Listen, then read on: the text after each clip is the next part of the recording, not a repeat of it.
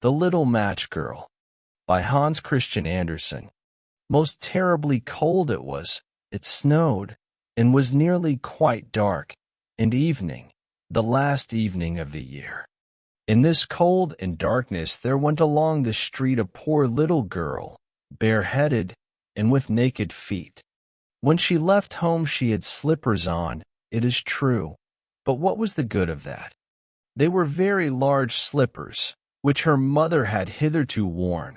So large were they, and the poor little thing lost them as she scuffled away across the street, because of two carriages that rolled by dreadfully fast. One slipper was nowhere to be found, the other had been laid hold of by an urchin, and off he ran with it. He thought it would do capitally for a cradle when he some day or other should have children himself.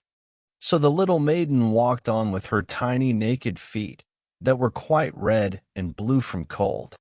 She carried a quantity of matches in an old apron, and she held a bundle of them in her hand. Nobody had bought anything of her the whole livelong day. No one had given her a single farthing. She crept along trembling with cold and hunger, a very picture of sorrow, the poor little thing.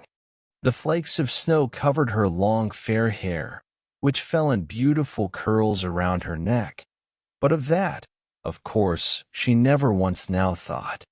From all the windows the candles were gleaming, and it smelt so deliciously of roast goose, for you know it was New Year's Eve. Yes, of that she thought. In a corner formed by two houses, of which one advanced more than the other, she seated herself down and cowered together. Her little feet she had drawn close up to her, but she grew colder and colder, and to go home she did not venture, for she had not sold any matches and could not bring a farthing of money. From her father she would certainly get blows, and at home it was cold too. For above her she had only the roof, through which the wind whistled, even though the largest cracks were stopped up with straw and rags. Her little hands were almost numbed with cold. Oh, a match might afford her a world of comfort if she only dared take a single one out of the bundle, draw it against the wall, and warm her fingers by it. She drew one out. Wrisht! How it blazed, how it burnt! It was a warm, bright flame, like a candle, as she held her hands over it.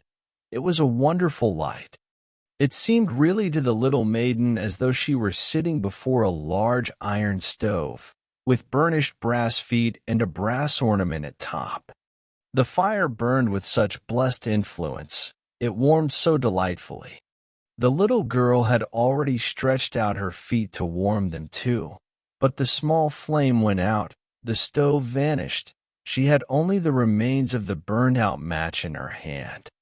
She rubbed another against the wall. It burned brightly, and where the light fell on the wall, there the wall became transparent like a veil, so that she could see into the room. On the table was spread a snow-white tablecloth.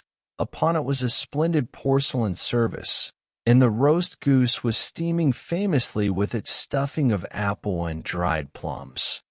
And what was still more capital to behold was, the goose hopped down from the dish, reeled about on the floor with knife and fork in its breast, till it came up to the poor little girl, when the match went out and nothing but the thick, cold, damp wall was left behind.